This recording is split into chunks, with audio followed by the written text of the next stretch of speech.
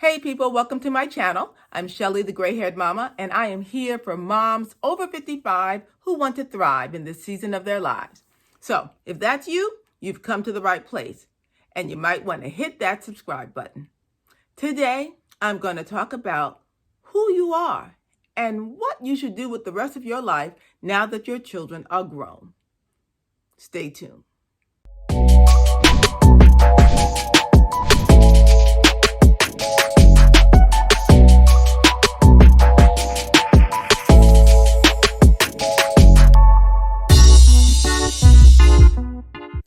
Let me first say that if your youngest child has already graduated high school, or if the baby is about to graduate high school and you're feeling kind of out of sorts and lost, you are normal and you are not alone.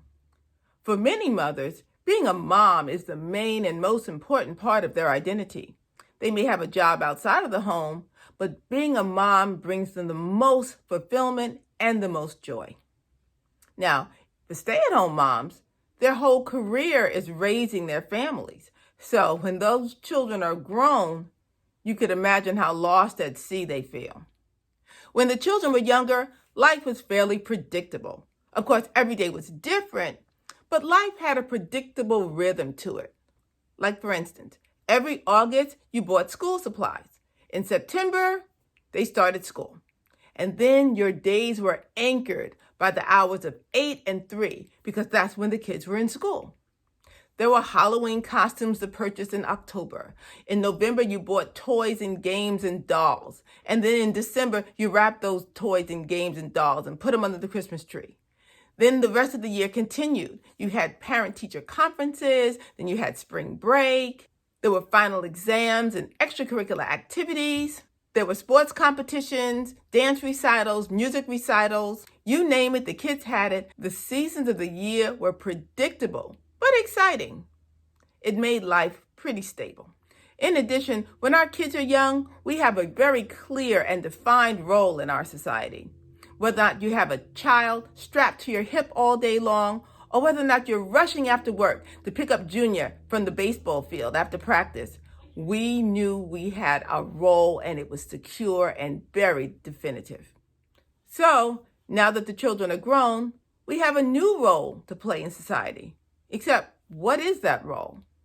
And whatever that new role is, it certainly wasn't greeted with the same kind of accolades and fanfare as our previous roles. When you became a wife, you had the biggest fanfare of all. You had bridal showers and gifts galore. Everyone was congratulating you and giving you tons of advice. And then, of course, you had the biggest party of your life, a wedding.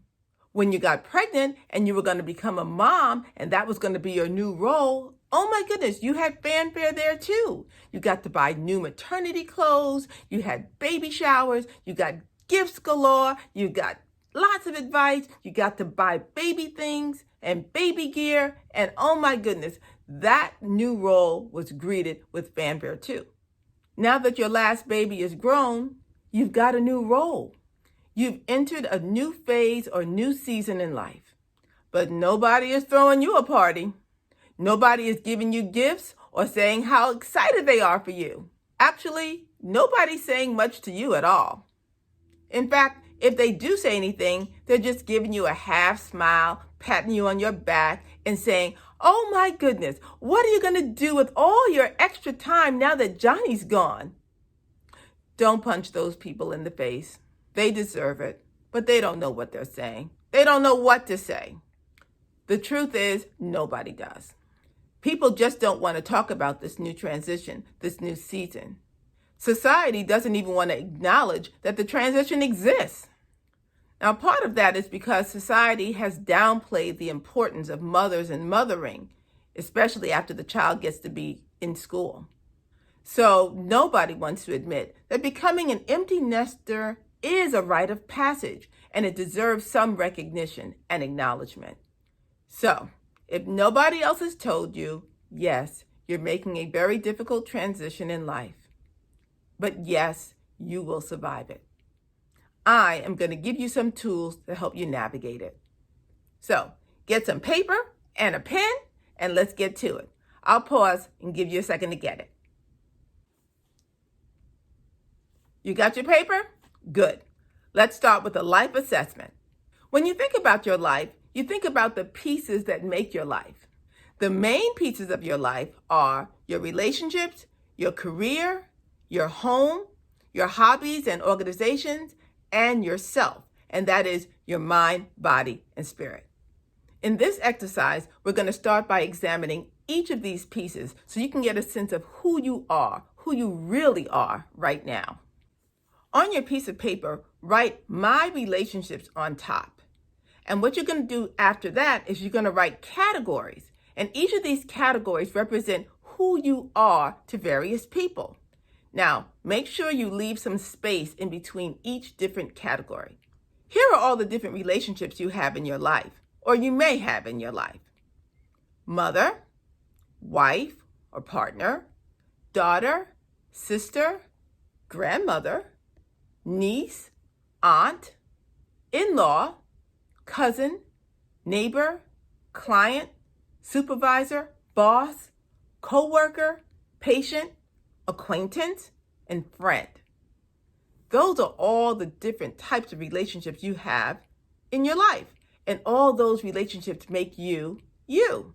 Now, I want to talk about your friends first. Take this time to honestly evaluate each of those relationships. You need to ask yourself, are any of these relationships toxic to me? Are they draining? Do they require just too much work?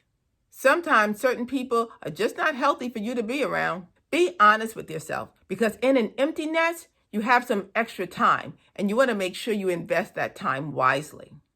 Now take a look at the list in general. Look at all the different relationships you have. Some of those relationships might need to be expanded. It's never too late to make new friends or deepen a relationship with people you already know.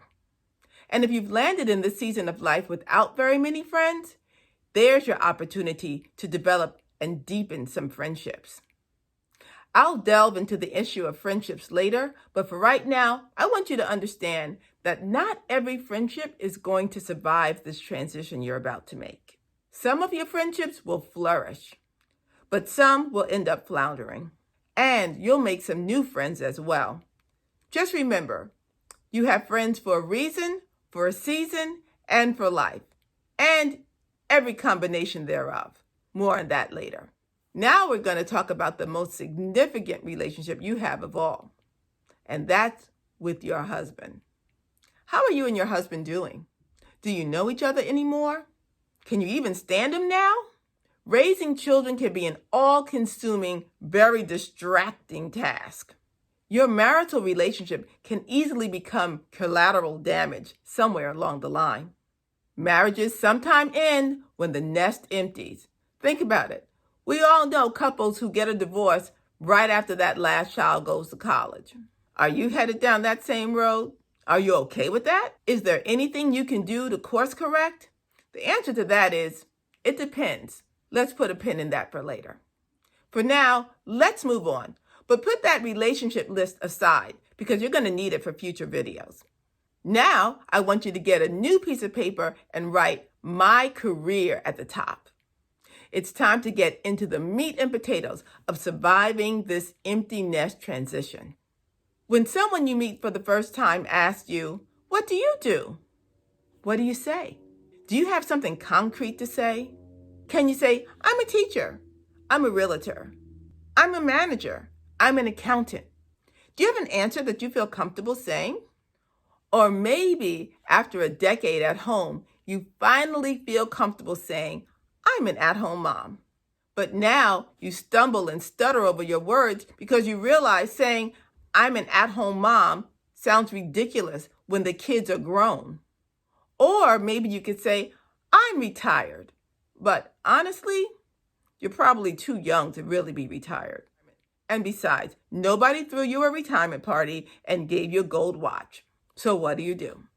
We are going to take a deep dive into that next time. Until next time, this is Shelly, the gray-haired mama.